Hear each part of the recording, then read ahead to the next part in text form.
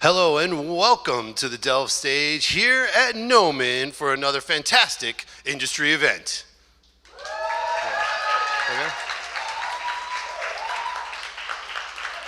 Okay.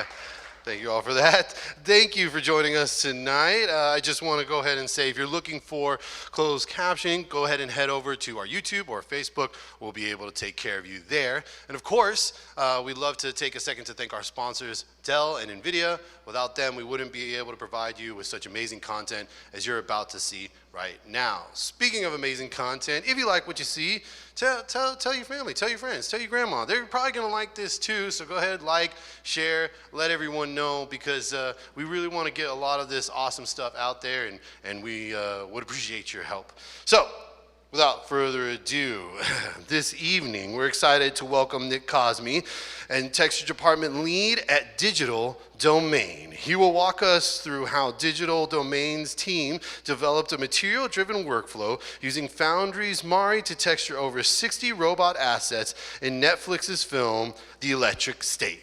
And then after he goes through that awesome presentation, we're also going to have a Q&A. So if you have any questions, be sure to go ahead and wait until the end, and you'll get a chance to ask them. And even you at home, you can put them in the chat, and we'll work on getting to them. So without further ado, please help me welcome Nick Cosmi.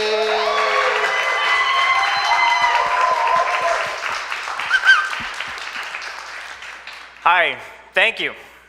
I'm Nick Cosmi. I'm an asset supervisor at Digital Domain, and tonight we're going to talk about the electric state. But before we get into that, I just wanted to give you a brief background of where I came from. I went to school just across the city at Woodbury University in Burbank, and I earned my degree in classic animation. But during my years at school, the traditional animation industry changed almost overnight and shifted to CG animation, with several of the major studios shuttering their 2D animation divisions. After I graduated, I got a job as an illustrator working on graphic design and custom airbrushed illustrations for an apparel company. While I was working at that studio, I continued to take classes in 3D animation and continued to learn CG, as it was called back then. I met my wife while I was working as an illustrator, and she had the same career goals as I did. We both wanted to get into film. She was learning how to texture paint from a friend of hers, and my wife would end up teaching me how to texture paint. I felt that texture painting was the perfect combination of what I was doing with 2D-based artwork and 3D visual effects. Texture painting is essentially creating beautiful hand-painted artwork on 3D models. I got my start at Rhythm & Hues as my first VFX studio as a texture artist. My entry into the industry was uncommon because I didn't have a fully fleshed out knowledge of every department in a visual effects film pipeline. I was bringing a mostly 2D background with illustration and animation into working on feature films, and I've spent the entirety of my career in assets departments, learning more and more as I worked closely with each department. I was with Rhythm & Hues through their bankruptcy, and I've worked around at some other smaller studios around Los Angeles, but I've been fortunate to find my place with Digital Domain for the last 10 years. I've been a texture lead for their global texture teams on a number of films with DD.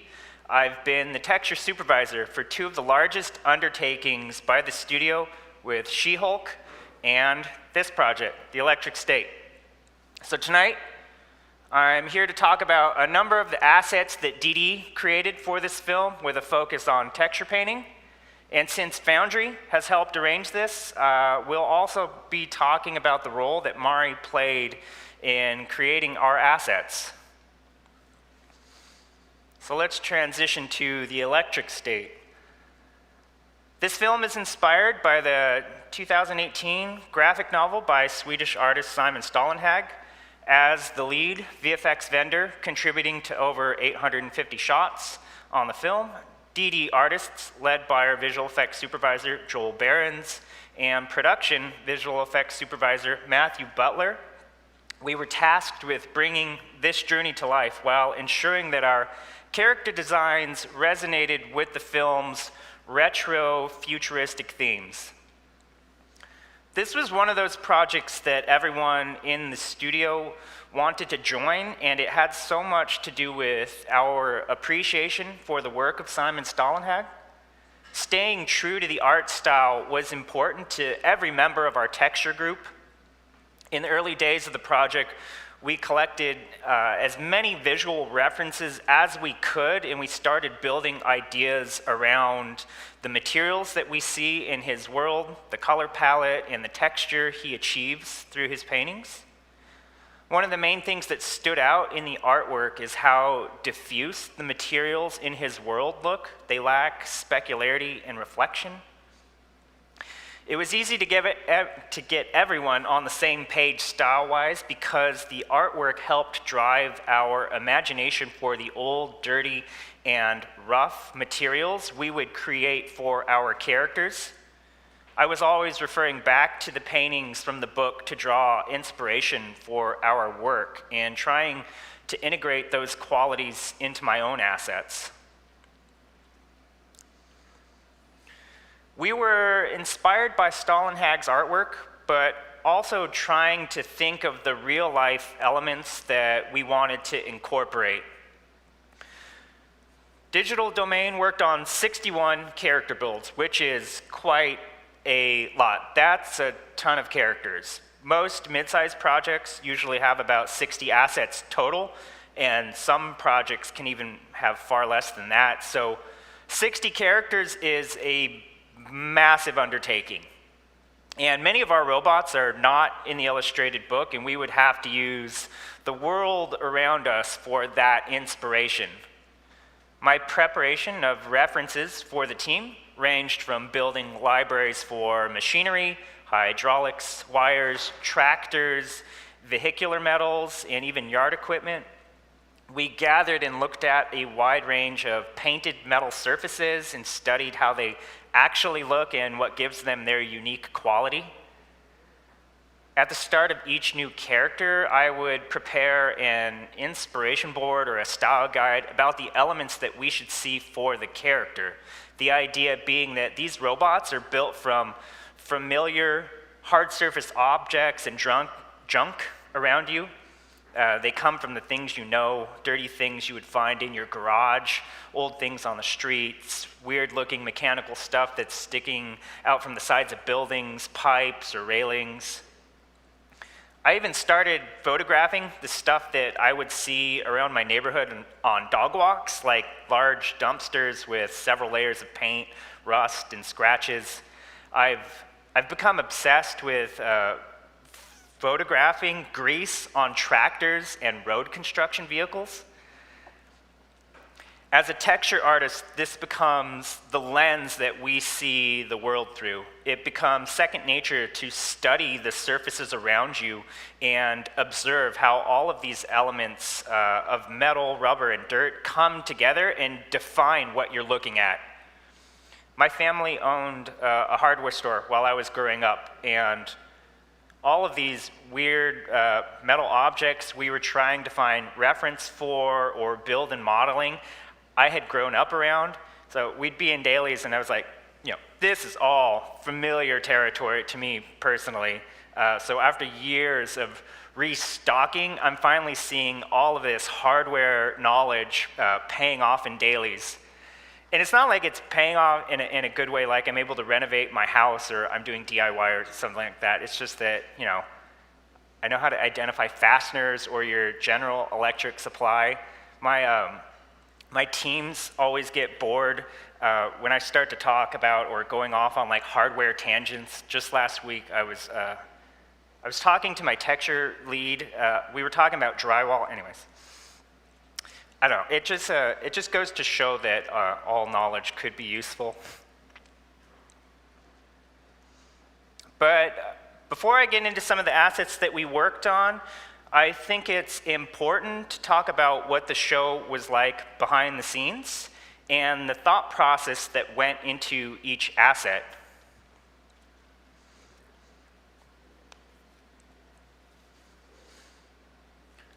Hard surface-based assets have taken on this reputation over the last several years that they should somehow be easier than other types of assets. The idea being that you can dump some smart materials and procedurals, a couple of masks on it, and you're all set. Anytime on a film that you underestimate what you're doing, or you try to shortcut your artistic approach, you're in for a rude awakening. This was an incredibly challenging show as far as VFX projects go. It was probably one of the deepest challenges that I've been a part of with DD. We all needed to have endurance both artistically and mentally. A film about robots and visual effects is a type of project that everyone wants to be on. If there's a bucket list of the kind of shows VFX artists hope to get to work on, it's usually dragons, dinosaurs, space, sci-fi, and right up there is robots, because, dude, robots are cool. This show was 2 years of consistent hard work by all departments, from design to creation, all the way through animation. There was a constant push to attain a level of artistry that tested just about everyone's professional capacity. The communication that comes with your work as it passes on to look dev can be quite challenging day to day, knowing how or where to address the notes that come up in dailies about your materials, and if it's a texture note or a look dev note, working on the same thing over a long period of time until it gets approval and redoing details until they're just right can be a grind. This production was ongoing before and after the strikes. At one point, we were trying to finish as many assets as we could before the strike period with a full team of artists, and then started back up on our assets when additional photography was complete with a smaller team afterwards. So that situation was an even further layer of challenge to the studio and our VFX teams. The end results that we see in this film make this a creatively rewarding project. While the road to get there was definitely not easy, and while everyone involved is extremely proud of how our completed work turned out, it took a lot of effort from all teams, as it does for every VFX project, to create complex and beautiful work from each of the assets departments: model, rigging, CFX, texture, look dev, and animation. We all have to work in tandem and make changes together to create not only our vision, but also bring our client's vision to life. Texture-wise, the variety of hard surface materials we were building into each character was extensive. They included many different metallic surfaces, multiple layers and colors of paint that is then being chipped, scratched, damaged, and rusted, plus additional materials for plastics, coated wiring, decals, and lights, which is all then covered in several different layers of grime, grease, dirt, and oil. There's a tremendous amount of invisible effort that goes into the layering, balancing, and file management of an asset. We knew Mari would be able to handle this volume of work, and while Mari has a plethora of nodes, procedurals, and filters designed to help make texturing easier, the most important thing to us is that Mari's workflow focuses on projection painting. The end results of our work: Mari continues to be the primary software that is used for texture painting with DD. It's the engine that drives our texture pipeline. Mari was used for creating all of the assets that DD created on this film. But there was something else that we did on this project that made it different from all of the other hard surface work that we've done at DD over the past several years. The most exciting and new approach that we incorporated to the texture workflow on the electric state was to move to using the material system in Mari and building out a material library that both texture and look dev teams could take advantage of. This isn't something Digital Domain has done during my time with the studio, and this project was a great opportunity to create such a library for the artists. As a supervisor, there comes a level of not knowing what your outcome will be when making a decision of this magnitude. We had not been working this way on past projects, and I still want the painters to bring their skills to the assets that they're working on. Initially, I was worried that this switch would hold them back from what makes them an efficient artist. This would be, for a majority of the team, our first time diving into a project focused on using the material system in Mari. We already knew that going into the project that our assets would be very heavy and felt that this would be the right software to manage how heavy our scenes would become. Mari helps us achieve the high level of photoreal texturing that the project demanded, while offering precision and control over the incredibly complex painting we are creating. We also wanted our materials to be photo-based and tileable, as opposed to those generated from procedural patterns. Projection painting was the primary goal, and it was not sacrificed by using the materials in Mari. We developed a way to paint into the materials so that we can still take advantage of photo projection and using that artistic approach to drive the details in the work. Everything that I set up in Mari is built around creating efficiency so that I can carve out as much time as possible to focus on the painting. I'm using the material system not to replace the painting, but I'm using it to supply a solid foundation that I build my work on. The material system and the shader preview is also helping me get a great approximation of what my work will look like once it's in LookDev's hands. Mari was used to create the vast majority of our library with some assistance from Nuke for photo preparation. To create the materials, I devised a system where we would load photo sources and project them onto a tileable 3x3 plane. It just passed by here. I'm using an old school approach with photo projection to create the tileables. It's simple and efficient, and it gets the job done. I'm able to see my tiling pattern pretty quickly, and once happy, I would save out the image, load it right back into my image manager to use for the material building. I use the round-headed robot of one of our assets, you'll see in a moment, as the shader ball, and we would swap that model version with the tiling plane for the material preview when building each of them out. And I'm pulling values off of the diffuse map and using processed images whenever necessary. The end goal is not to create a smart material that solves everything, but rather the foundation that we artistically build upon with our painting. So let's take a look at some of the robots that we created, at least using a basic approach to materials. This is Cosmo. He was painted by a Noman alumni named Lily Hang Morgan. We spent about 8 months on this asset. Cosmo was the first character that we created because his concept was fairly fleshed out from previs. His design closely matches what we see from the book illustrations. The Digital Domain team found a way to still bring him to life, even though his painted face never changes. It's still that Stålenhag smile. We spent time looking at different ages of car paint, and we paid attention to how each layer fades and peels back over time. We used that as the inspiration to give the red paint some really unique transitions and detailing. We're playing around with the saturation and value, but each panel of his body feels different, but they all fit together nicely for him. Digital Domain's texture to LookDev pipeline really only needs 5 core channels, so we opted to use the Unreal shader to preview our materials while painting in Mari. Initially, we built around 60 materials to start that covered a variety of our surface needs, which include basic metals, a number of painted surfaces with different colors of some rusts, a variety of grimes, some rubber and plastics.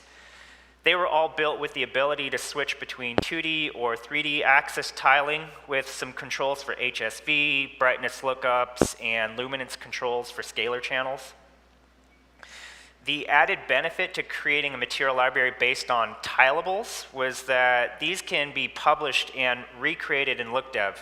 I worked closely with the Look Development and LookDev lead to dial in values, and it wasn't that hard to get a pretty close approximation in Mari compared to what a simple setup in Solaris was showing us with the same channels. Stålenhag's robot designs all have these wide-eyed, painted-on faces. We tried to stay true to that fun style, and we wanted to give our robots personality through their static robotic shells. But we also had to stay grounded in reality and use real-world reference and observation from the things we know. For the Happy Pills, their design is taken from the book, and these were the first assets that I personally painted. The Happy Pills for the film each have unique painted faces and themes, but they also have the same giant patches of rust and graffiti we saw from the book illustrations. Their limbs are meant to be built from random pieces of decaying machinery, like they've repaired themselves over time. I tried to mimic their book design, going as far as to create roller-style brushes to mimic the large paint strokes for their body designs. This is Popfly. His character's old, so he's this baseball fielding robot. So we helped age him by making his leather baseball head cracked, scuffed, and peeling, and we used antique yard equipment and ride-on mowers as the inspiration for his lower half. And we incorporated elements that made sense as if he'd been driving around a baseball diamond. For the character Perplexo, this is our magician character here, the texture artists were inspired by old penny arcade fortune teller machines, and they wanted to give his head like a carved wooden puppet feel. He's adorned with antiqued gold trim and wrought iron. Perplexo is painted with these older feeling materials to give him a much more aged and vintage look than the other robots. Many members of the texture team I've worked with have been working with me for many years. I feel like I know each of them fairly well, and I hope to match them up with a character that fits their artistic personality. Even before they started the work, I asked each artist which character that they would like to work on, and surprisingly, each of them chose something that I already had in mind. Texture artists pour a lot of their emotion into the artwork they are creating.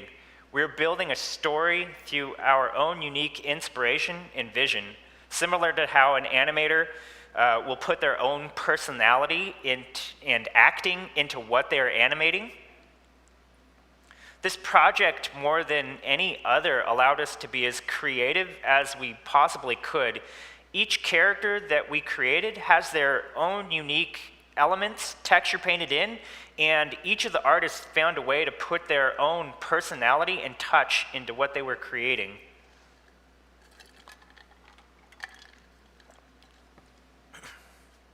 Now, let's take a closer look at a character that has a bit more complexity with the approach going beyond your basic materials.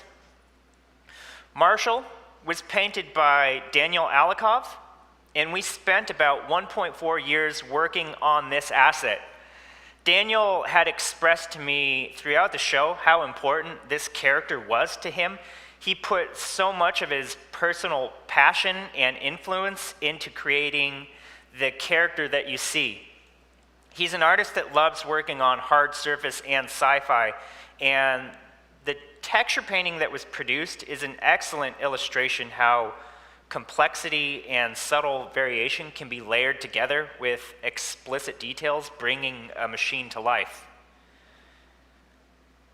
Marshall's sense of authority is evident in his design. He has a heavier, angled, and tank-like styling that is meant to feel more cold and inhuman than the other robots, which is ironic given that he's a drone robot, meaning he is human piloted. His head is based on the elongated Neurocaster helmets we see from the book. The directors wanted to incorporate a way to see the drone pilot faces through the CRT screens. Originally, he had a much different head, and he was wearing a cowboy hat for a time being. His head went through a number of model design changes over the course of the project. We wanted his robotic metals to be dark gun metals juxtaposed against clean, bright damage. The texture paint done here is quite beautiful. He's not just using a flat tan paint, but several subtle shifts in hue and saturation. You can tell that Marshall is aged from the chipping and damage he's experienced throughout his drone lifespan. The artist has painted him in a way that feels like Marshall has stolen parts from other drones and has had to repaint and repair entire sections of his construction. I have a deep appreciation for how Daniel has made the shoulders red, but they also look faded and dust covered. This is a great example of how he was adding his own personal touch and adding variation to the tan paint theme. And on the back side, he does the same thing where he's adding cool gray paints to the midsection. These are such nice additions where he's adding his own sense of style to push the look further and enhancing the concept. In the damaged version, you can see how many different layers of grime are added to fully complement his look. We're using heavier dirt and have used more grease beyond the joints. Marshall gets damaged in the mine collapse, and you can see there are multiple tones to the fresh earth that's covering him. This is the damaged version there. And there's different weights to the scratches to distinguish old from new. We've even built in a fully cracked glass where the bullet hits from when Keats shoots his CRT screen during the mine sequence. We tried to infuse these bots with as much believability as we could, from their structural components that allowed them to move to the materials that we chose to use. The types of metallic components we had used had to be accurate while satisfying artistic composition. As a team, we narrowed down and defined the types of metals we would be using. We defined and matched stainless steel, galvanized steel, die-cast aluminums, brass, and gunmetal, as opposed to using a more generic name like light metal or dark metal. The thing we aimed to change from our robot research was that we were finding laboratory robotics appear sterile and clean, and the world we were designing is meant to be old and lived in. We did a lot of work in texture to make sure that we were properly breaking up any clean, perfect metal surfaces. We were aiming to make them greasy, oily, or dirt covered. We're making sure to layer all of our elements properly, and we're being mindful of the color composition we are creating. We're not leaving the results up to chance by doing this procedurally. These are some of the artistic considerations we undertook to help bring reality to our assets.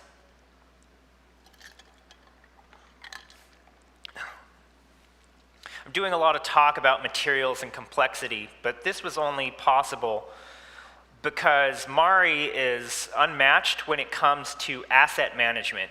The volume of work that we push through Mari is intense. For a majority of our cast, the robots averaged around 60 UDIMs, but more complex builds could go as high as 200 UDIMs. While our main cast of hero characters like Cosmo, Marshall, Mr. and Herman 4, they were up around the 90 to 115 UDIMs. All of our work is done at 4K, and with this number of UDIMs, we rarely had to go to 8K. We called this guy Herman 4. I worked on this asset with my texture lead, Bo Kwan, and he took us around 10 months of work to complete. Herman 4 was an asset that really opened our eyes to how we could combine and customize the metals. He's constructed from die-cast aluminum like an engine block because he's meant to be a construction robot that is meant to lift and move things. For the material process, just for the metals, it was easier to make 4 different aluminum materials and then softly mask each together. The die-cast aluminum had 4 different ranges of specular roll-off and roughness, going from rough to highly polished. This felt like a simpler approach as opposed to chaining together multiple merge nodes with different values. But of course, he also has several other different types of metals for his gears and some of the other components. It was cool while I was painting him to just isolate like his arms or his legs in different sections and look at a full preview of all the different details coming together with the metals, with the purple paint, or just looking at the cables and decals all coming together at once. This is Herman 20. I've been using the term mega assets over the last few years to help define something that is not only huge and superhero, but also having extreme complexity. So let's talk for a moment just about why Herman 20 is a mega asset. He's an asset that stood out as one of our most difficult challenges because he provided us with a challenge due to his scale. He's a 20-foot tall robot, and he has to have the same texture resolution as the assets around him. He ended up having approximately 280 UDIMs, but in order to paint the complexity expected and deliver him on time, we split the asset between 3 texture artists. He was painted by Lily Morgan, Sarah Cosmi, and Bo Kwan, while I pitched in as the 4th artist to help lay out many of the UVs that he has. Splitting assets between texture artists is always a challenge, and it has to be done with such extreme care because all of the factors you have to manage between the artists, we have to manage when we will be doing texture publishes to make sure that the artists aren't overwriting each other's work. You have to collaborate and be on the same page with everything from channels to color values, scalar values, your masking, and the overall quality has to match up stylistically and be in sync. We found and planned divisions so that we could cut him up between the 3 painters. One strategy that we used anytime we had to split up an asset is when you're placing your UV shells, we can divide these sections with empty UDIM rows in between so that the artist can visually chunk off their regions. And this also leaves space for UDIM growth in case the model changes. One artist took the lower half and the legs, another took the mid-torso and the arms, and one took the neck and the head. This 20-foot version originally had a yellow color palette. You could see a concept art in the corner there. And we had painted a fully finished yellow version of Herman 20 before having to make him blue. In the final movie, the 60-foot version is painted by ILM, and that version became the yellow version, and even Herman 4 changed to a purple color paint midway into the show. The color paint shift going from yellow to blue is nearly impossible to get right, so it was almost a complete repaint of all the colored regions to bring him back up to the same level of detail. The 20-foot version's main sequence is when he's carrying a van through the desert, so all we get to see for several shots is his giant CRT glass-domed head covered in dirt and dust. Our textures have to be at the same resolution as the van and the actors. And on the final pass of the asset, his paneling was fully sculpted in mudbox for displacement maps to give him extra height variation. And to top it off, there's a fully functioning cockpit asset that Daniel painted inside of the head for when Herman 4 climbs inside to drive. We were able to paint this asset a bit quicker because we broke him up between 3 very senior and experienced artists. He took a little over 3 months to complete. We found that for our setup, Mari has a pretty easy time showing us about 5 to 6 materials at once before the buffer slows down. The methodology for setting up the materials was to layer them in order of permanent to removable. Metals are the most permanent material at their molecular core, so on the main stream, I would have all of the metals at the base that covers the entire asset. Then on my next stream, I would have all of the paints together because each robot had several different paint colors, and paint is permanent, but it's not as permanent as metal because it can be removed by chipping or scratching. At the end of each of those streams, I would have multi-channel bake points to make viewing in Mari more efficient. Then I would add plastics and wraps for the wiring, and then go on to less permanent materials like decals and graffiti.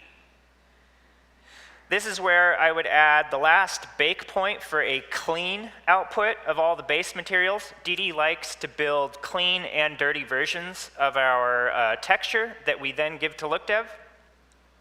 And in the final stream of materials, we would have several different types of rust, then grease, dirt, and oil. Grease, dirt, and oil are removable because they can be cleaned off or wiped off, so they're the removable materials.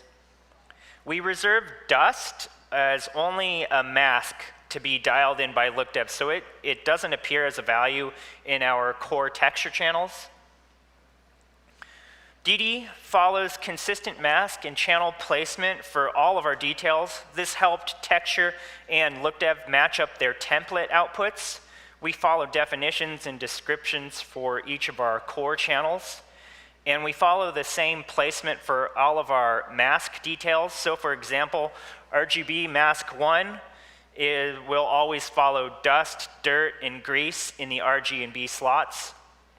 We've planned the most likely details we will see on these hard surface assets, but we also leave some room for custom painted masks. And then with our isolation masks, we do the same. So a metal like aluminum would always be an isomask 3G. This consistency helps streamline the asset through each department, so we don't have to second guess what we are setting up per channel. In this approach, a small prop is following the same rules as a large robot. The hero level needed is really determined by how close to screen it will be. Supervisors will always want something that holds up to extreme scrutiny. Digital Domain didn't have many assets on this project that were considered background, so we approached everything expecting them to have a moment in front of the camera. This last character that I want to showcase, and he stands as the other character that was our most challenging. This is Mr., based on Mr. Peanut.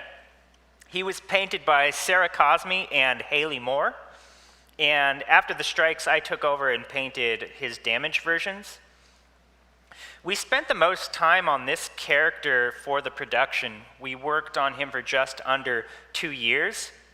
He went through a number of proportion and body changes regarding how the character would move and act to ensure that the robot's joints and overall structure was both logical and physically plausible. Creating Mr. Peanut was a unique challenge because the team needed to design an animatronic robot that could speak without appearing uncanny, yet still look photoreal.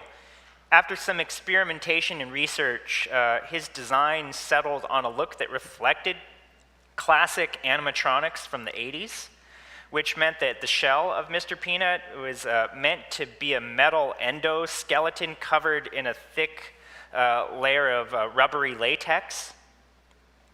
The animation team used a limited number of blend shapes for his facial movement to give him a much more charmingly animatronic style to his performance. His body proportions had to work and animate with the robotics that we were designing, so his hips and shoulders were undergoing different combinations of hinges and supports. His neck and the inside of his head were built with fully functioning CG hydraulics, and when it moves around, you get a glimpse into the inside of his shell. This meant that the model was constantly undergoing upgrades. For the texture painting, as one of the oldest characters in the film, we crafted him to appear as though he had been around for 40 to 50 years. We knew his head was supposed to be some sort of rubbery foam latex, but we had difficulty finding just the right reference for the imaginary material it's supposed to be made of. We went through a design for his mouth where he had a flap, like he's a nutcracker, and we played with several different waffle and grid patterns for the ridges of his shell. But it took us a while to land on just the right amount of peanut shell pattern for his head and body. The foam peanut face turned into a full-on creature painting approach with subtle cracking and bumps painted into his skin layers, and we faked in an airbrush look to create the variations in his shell. We really played up the theme with a sense of decay all around his face with the details that were added. His face is supposed to deform while he's talking, so the cracks that were painted were then sculpted with animated displacement maps so that they open up and get wider around the mouth movements. On top of that, he's just made up of several additional elements that were difficult to get right. So for starters he's already this old and oily robot with no matching right to left model. Each joint and segment of his limbs have their own look, and with the layers of peeling paint and the metallic surfaces that we're using. He's wearing a monocle over animatronic eyeballs, and he's wearing a tweed wool vest with a velvet collar that required a groom pass with peach fuzz and threads. Fabrics require their own necessary texture and utility channels to make them all look correct, so that added to our long list of masks that we were already creating. There are two versions of the damage for Mr. for when his head is ripped off in the fight with Marshall. We're selling the look of the damaged foam husk with inner layers of foam and meshed backing. Inside of his head, we see the interior mechanical cage filled with all of this wiring, LED lights, and damaged circuitry. And then his head is repaired for the final act, but is missing a chunk of his face, and he's been duct taped and bolted back together. For this fight scene between Mr. and Marshall, there was new choreography, and a revised scene was created during the additional photography that necessitated our VFX teams to fully build the environment in CG to complete the sequence. We created the lab with a fully modeled set, matching the LiDAR scanning, and to enhance the mood of the sequence, we've added extensive effects work for the use of the Tesla coils, sparks, and the interactive lighting.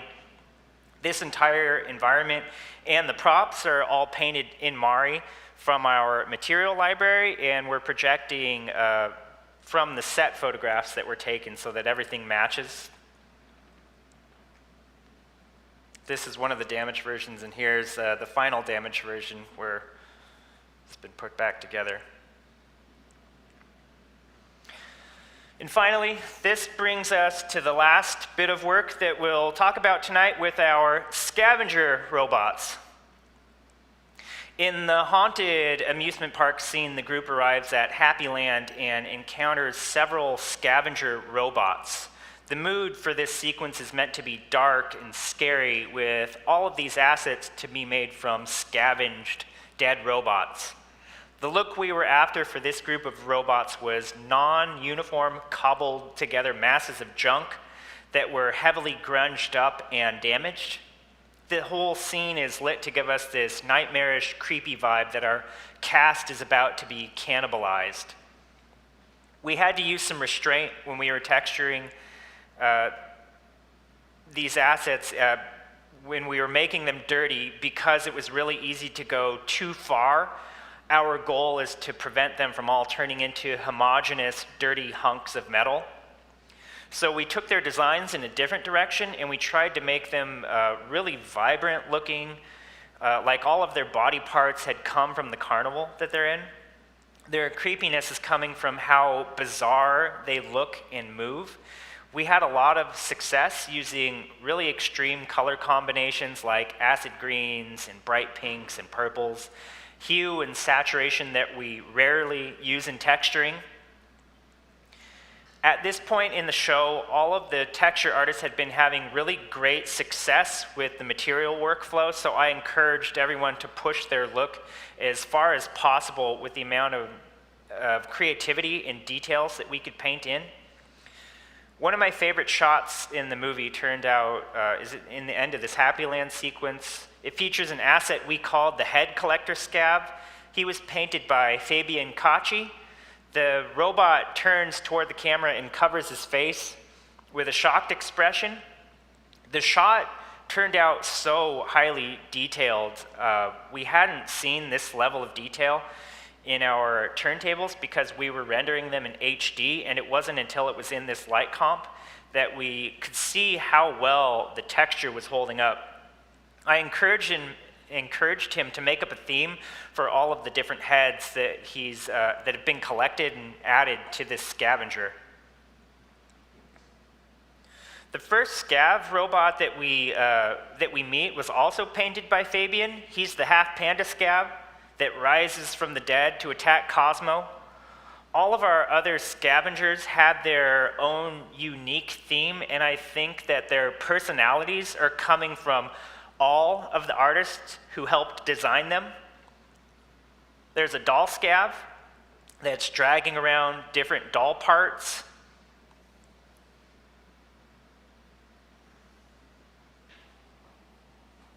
There's a cotton candy scav that has a spider body built around a glowing cotton candy machine core. He's still making electric blue cotton candy. I don't know where he's getting the sugar from for all this. There's a clown scav with a giant porcelain head wearing a canvas tent, and he's got buzzsaw arms.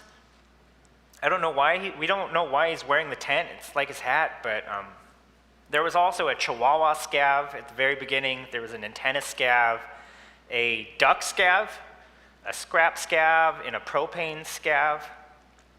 One of my favorite robots that I worked on for the film is called the road sign scav. Here he is. He's this weird tennis ball-headed guy. He has an engine body, and he's carrying around his collection of road signs. Before I even started working on him, I was on the search for ugly-looking stop signs and roadwork signs in my neighborhood.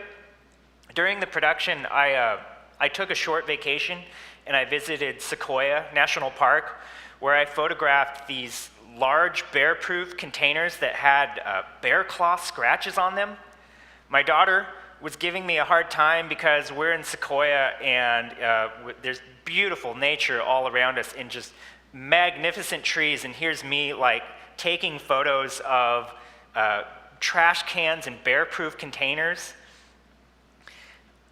I used all of these weird painted surfaces as the references to create that robot. I wanted to give him a SoCal vibe, so he's carrying street signs from around Los Angeles, and the road signs all have these vintage decals on them like you would see around your city streets.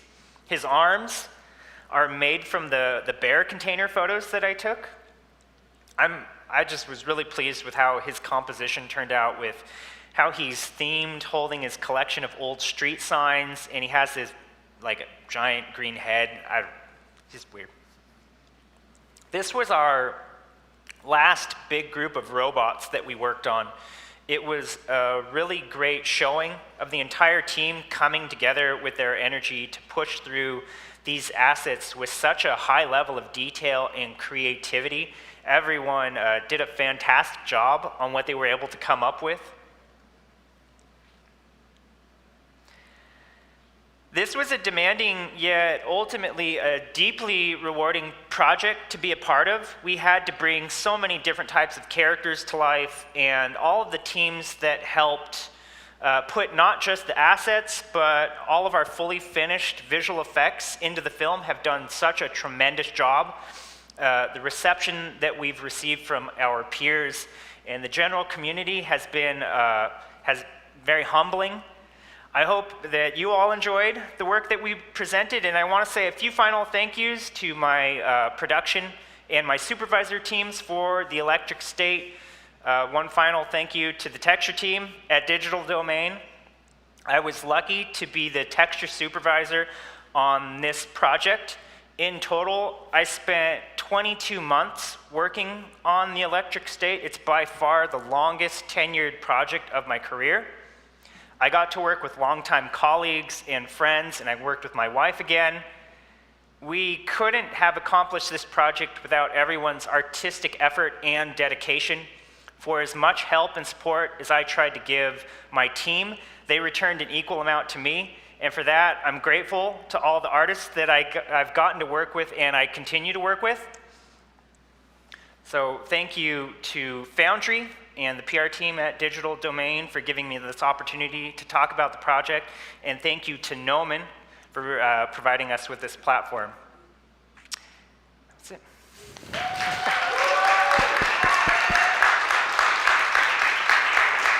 Could I do one last thing? I've been preparing this presentation for quite a while now. I put a lot of hard work and extra work into it, but yesterday was my wife's birthday. We had to push the plans off. Would you all be willing to just shout happy birthday for me on the count of 3? 1, 2, 3. Happy birthday, Sarah! Thank you. Fantastic. So we're going to move on to our Q&A section. That actually answers my first question, when is your wife's birthday? So I'm glad that we covered that one.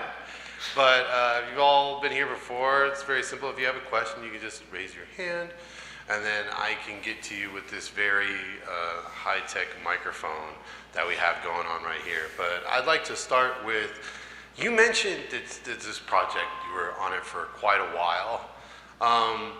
Is there kind of once you transition from another project, or from this project to another project, is there kind of a, moment of I don't want to say depression, but kind of sadness where you're okay, now I'm moving on to this next thing, or is it just all work for you now? Because it seems like you're really involved and you were really, really interested in this, and obviously it's work having to move on to another project and give it kind of your all and kind of maximum energy as well. How do you kind of handle that if it's not robots that you're designing next and it's something, I don't know, birthday cakes or something? How do you kind of keep that energy up? How do you bring that same passion, transitioning from such a fun project to, I'm sure it's another fun project? Yeah.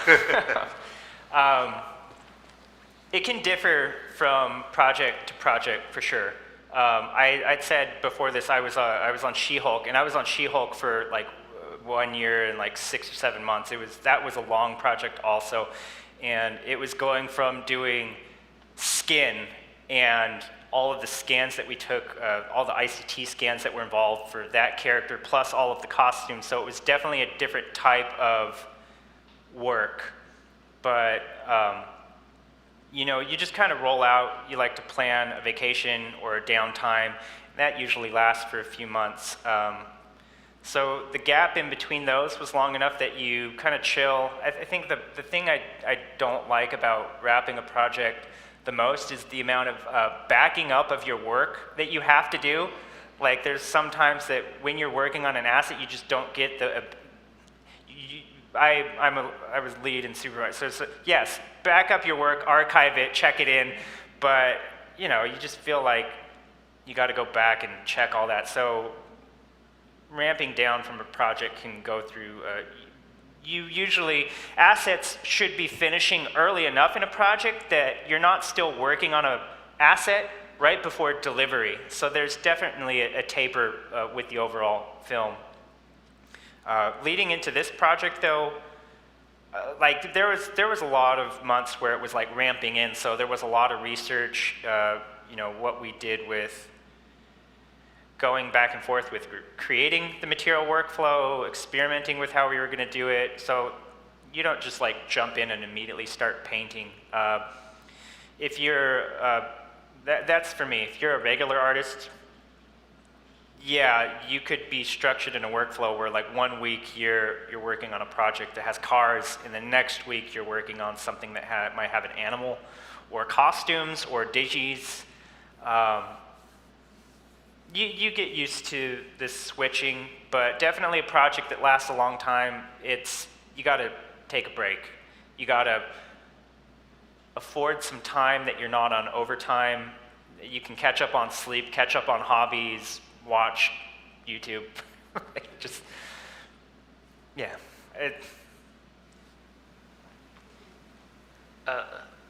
Sorry, this is closer to the microphone than I thought. So you're a supervisor to a lot of texture artists. There are times, and I'm an aspiring texture artist as well.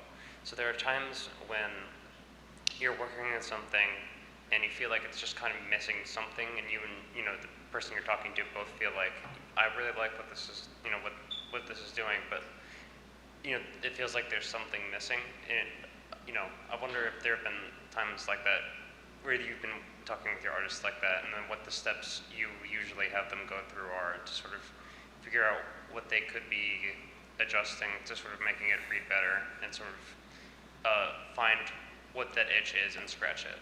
So if I understand the question correctly, you're asking what would a supervisor or a lead do to talk with their artist to help enhance or bring their work along if it's lagging behind, or even like if where I see room for improvement? Is that kind of what you're leading into?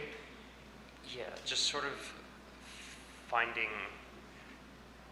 like, when you have an idea developed, but you feel like there's room for improvement, but you don't know where that room for improvement is, what the steps you go through are as an artist and a supervisor to sort of find those areas and then flush them out.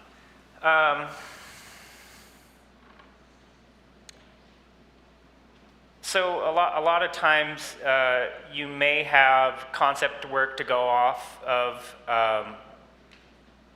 If you're working on a project for a different studio, you might have a lot more concept art. This one, we had started work, and I said Dee did a lot of the design work, so we had ideas that we had to build off of. We didn't have a huge amount of concept art to go off of like early in the show.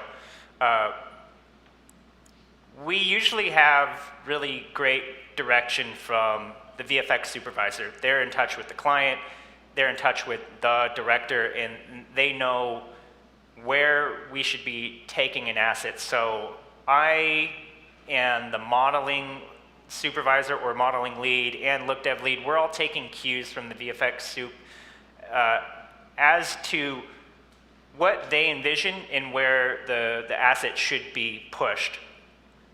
Now, for me, when I'm looking at an asset, I'm looking at, is the asset living up to my expectations?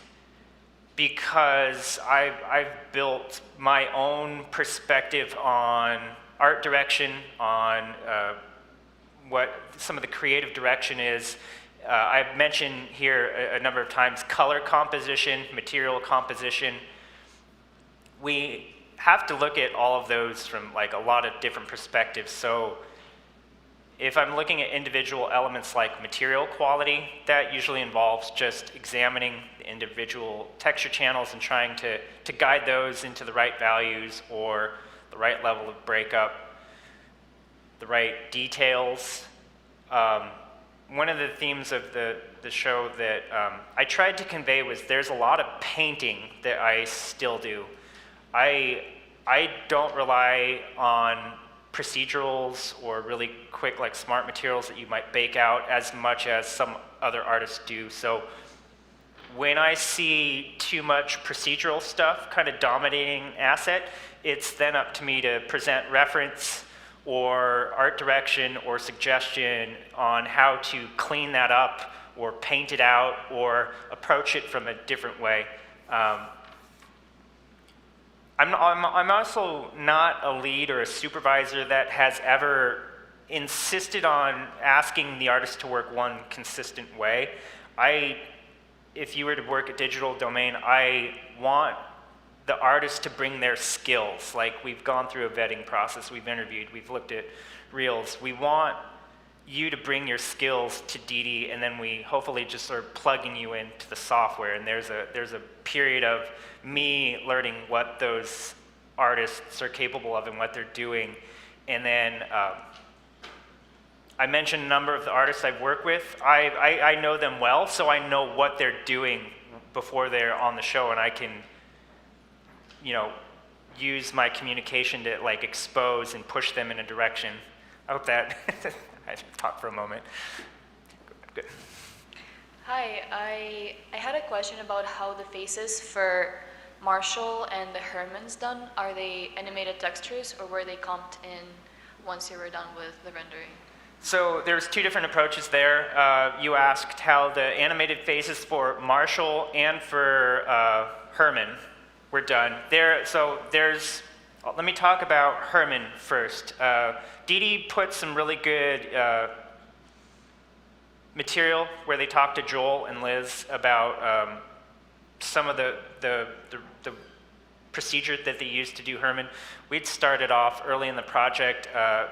Rigging developed a way where they built some blend shapes into planes, and they would pull the rig and like pixels would pop up, and for a time we did that, but I believe it eventually turned into a compositing solution that was driven by some of these shapes in Anim. And guys, if I'm getting that wrong at DD, I'm sorry. Someone will have to like post the real answer, but it was definitely an animated solution, and LookDev supplied the lighting for like the backlit CRT squares. There was a lot of these squares that were built. There was a section in the reel where it looked like Herman, like his static design was like animating. So that was all an animation to lighting to compositing solution, I think. In the LookDev turntables for Marshall, there was a face screen. That was just a placeholder for LookDev lighting. That wasn't what was actually used in the film. There's the screen and the monitor behind it were built like you would have an old CRT monitor. So there was a backlit screen, and that surface had an ST map, and we're using ST map that's plugged in from lighting or LookDev that's going into Nuke. And in Nuke, there is a filmed footage. And the filmed footage is going through a number of like layers and like CRT treatment and the fizzing and the other scratching. And then that's composited into the final image. I think I've got that right. It was a really complex process, but no, there wasn't animated textures for the faces. Hello. Where'd you go, Chris? Hi. Hello. Thank you for the presentation. I really enjoyed the texture that Thanks. the team worked on. Okay. I have a question. How did you keep consistency while working with several artists on the one asset, like such as Herman, 20 feet? Consistency? Yeah. That's always the biggest challenge. I think a lot of it can come down to the three artists that were on Herman 20. I trust them, and I just need to let them cook. I just need to get out of their way and let them produce. They're all senior enough that they can look at each other's work and see where they need to catch up or keep up or make it. But if you're ever in a situation where you're splitting an asset between it will always just turn out this way that one of the artists will be more senior, and when I lead and I split up stuff, I'm usually aware of who I'm splitting it up between. So I'm already planning the point person. So the point person always ends up being a little more senior, and if it's a point person that I trust, then you can kind of rely on them to do like a mentoring process if the other artist is junior or younger. Or so that's how you would approach it from the start point of making sure there's artistic consistency, but we also have texture turntables that are just diagnostic, that spit out like 8 frames of all the texture channels that appear on an asset, so that we then have visual confirmation if stuff is not holding up. So if you were to look at like specular roughness, and you can see that one artist is producing the right ranges that have a lot of breakup and a lot of value distribution, and one artist might be producing something flat and noisy. You know exactly where to like guide your notes, and you always have somebody that you are relating to and helping push that, where their work needs to go to. And you also have a third, like, confirmation that look dev is working properly, because you could think it looks one way with just your flat maps, but it's not until you have that render confirmation that, you know, you can take it through a bunch of different stages. Hello? Hi. So my favorite question I like to ask artists is, what is a lesson you learned the hard way that you would tell your younger self? For me, I would make sure the file actually transferred before deleting it. Say it one more time. What's a lesson you learned the hard way that you would tell your younger self? Like, for me, I always make sure the file transfers before deleting it. Yeah. It was a little fast. A lesson I learned. What's a mistake or a lesson you learned the hard way? A lesson that I learned the hard way. That you would tell your younger self to prove on. I wish I could learn more departments earlier on. I've stuck to texture for pretty much a majority of my career. There's a few more departments I wish I knew more about, just kind of expanded some of that knowledge. I don't think there is a, let's see, not a hard way lesson about how I developed over time, because I formed clear goals about what I would like to do and the path I would like to take in the industry. But there can be definitely very stinging lessons that you learn artistically when your work is like torn down or torn up, or you get tons of comments right away. But those are just like an artistic lesson that you kind of learn on a production. And if you're an artist that is paying attention to your development, you will, you know, take note of that and take note of why you got into that situation and how you would change for the next time. So like senior artists, they become senior because they have learned many difficult lessons, and they don't make the same mistakes as they did when they were new. So it's like a learning process that you build over years of experience. You mentioned that you used animated displacement maps for Mr. Peanut's cracks. I Yeah. was wondering who works on sculpting those, and where do you sculpt them? In ZBrush or Mudbox, or what do you use for that? I did those. My wife did the first pass, and she was the creature painter for the shell in the face. I've always been a Mudbox user. We started using Mudbox at Rhythm and Hues in like version 1.3 on was the Incredible Hulk, and the Abomination is when you guys first started using it. Yeah, I had started that long ago, and that was Mudbox was just the first software I used, and we used it, and we built a pipeline around it at Rhythm and Hues. So it became like just reflex to be comfortable with that software. Early versions of ZBrush were available, but they weren't plugged into the pipeline, and ZBrush like that long ago was kind of more in the concept. It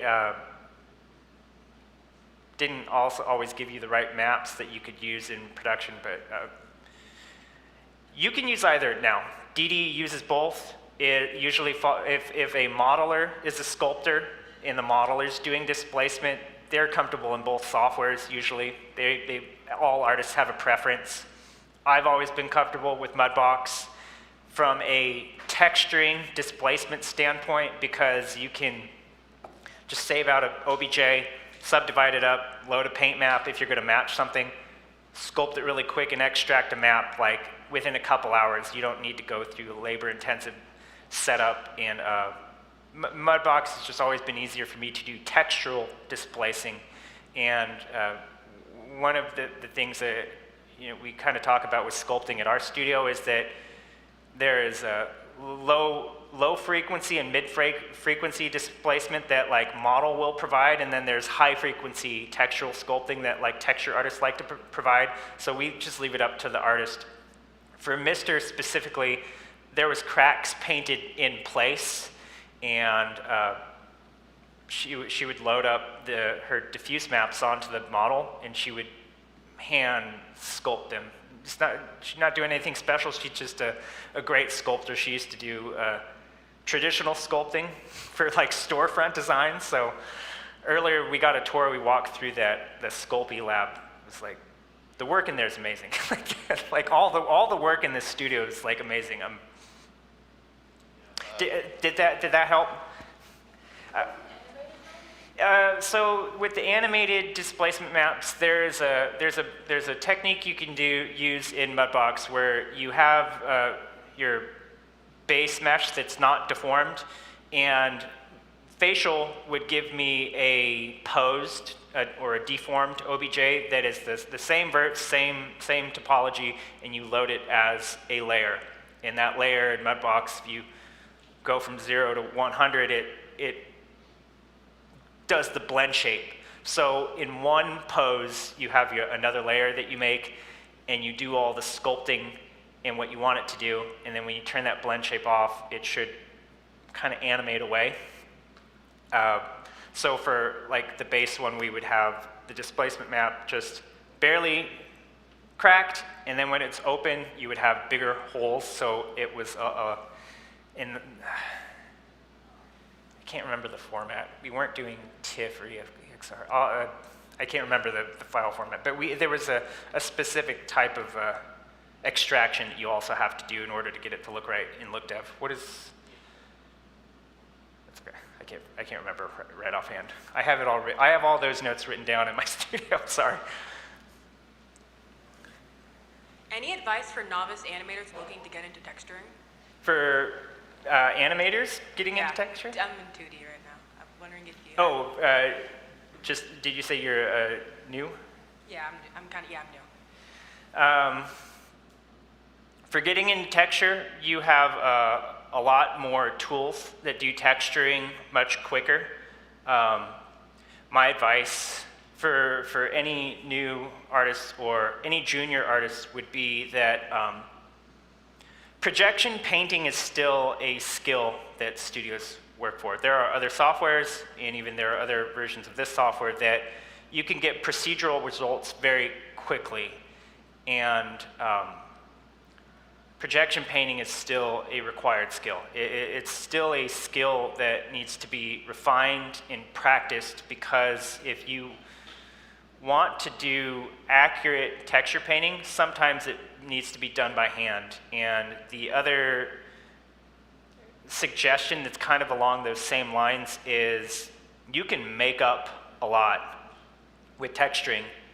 And if you're using a very procedural approach, it's very easy to switch things around and come up with a lot of different results. But on films, this has always been like the rule for creating assets is on film. When we're creating an asset, it is replacing something in the film. So at some point, this gets taken over by a digital character, and it has to match one-to-one. And the easiest way to match it, and your client will go through a lot of budget on set to photograph this properly, to polarize the lighting, to make sure that you're getting good quality photos. And it's almost like we expect that to be what the asset turns out. So you're doing a lot of hand projection, hand matching, one-to-one matching with details. Human characters also have the same thing. Identities of skin markings, identities of clothing markings. There's a lot of projection in manual and hand painting that still has to match the stuff that we create for films. So question along those lines, you're talking about kind of older skills still having relevance. As a supervisor, how do you kind of stay ahead of everything and know what other kind of programs are coming down the pipeline that could be useful? How do you keep up with your own education for your team and other stuff kind of coming down the pipeline? If there's a new program, like obviously when ZBrush was young, it wasn't as relevant, but now it's kind of baked into your pipeline a little bit. How do you kind of stay in the know and then also bringing that to the forefront and learning it yourself? Some of the, you had asked a question prior about downtime in between shows. Leads and supervisors, or leads and senior artists, we represent the pipeline in a way, and we are always looking at what pipeline we can introduce to the studio, or what techniques can make the pipeline more efficient. So there's an expectation that like your senior artists or your leads are always kind of looking at what new software packages are happening, new software versions, Mari also offers extension pack versions, so what all those tools are. You just have to make it a part of your career to stay ahead of technology, stay up to date on technology, stay up to date on what workflows new artists and students are using. When we're doing interviews and when we're recruiting, we ask a lot of those questions about, what is your approach? What are you learning? And we will get a lot of answers. So Mari, over the past, many, many years, started as paint layers, turned into node graph at some point, and then node graph turned into materials, and now it's turning into, I haven't had a chance to look at it, the new 7.1 stuff yet. I've browsed it, but there's, you also have to find time to balance what you're learning. So it just becomes natural to make a sampling of it all. Those are software skills. Your hardened skills, your ability to draw, your ability to identify, your ability to collect reference, your ability to observe and understand and learn, that stuff is a hardened skill where the soft skills complement you, and eventually, over time, you're really developing in efficiency. In senior artists, one of the things that distinguishes a senior artist is one thing I like to tell a lot of the artists that are new to my teams when they're getting to know me. And I was asked a question by Stuart Ansley. He asked what's the difference between junior, mid-level, or senior. The level of work that we're doing here can be done by any artist. I truly believe that. Juniors, mid-level, seniors, leads can all do the same quality of work, and where you look at what distinguishes them is the time to completion, the rounds of notes that you will get, the familiarity with software, the familiarity with the studio's pipeline, and the steps in the iterations that it takes to complete an asset. And it will be longer for a junior. In most cases, mid-level artists will tend to shrink, and senior artists could be fastest. And senior artists or leads or your supervisors are fastest because they've gotten to a point where they know how to do any type of asset. They can do skin, costume, cars, vehicles, hard surface, organics, animals, creatures, and they have a recipe, a familiarity, a strengthened muscle when it comes to doing that asset, and the strokes that they're making in the software are rehearsed, enhanced, and they're superstars. So they are they're refining how many clicks they make because it makes them faster. They're removing redundancy and they're encountering, there was a note about hard-learned lessons. You're learning stuff that gets you a kickback and you're avoiding it. You're building all this stuff into your workflow. Yeah, like a skill being a muscle. You kind of keep it up. Hardened, yeah. Yeah.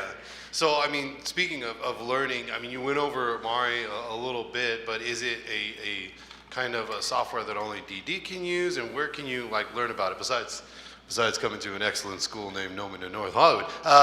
Where else can you get information about Mari and really kind of dive into it?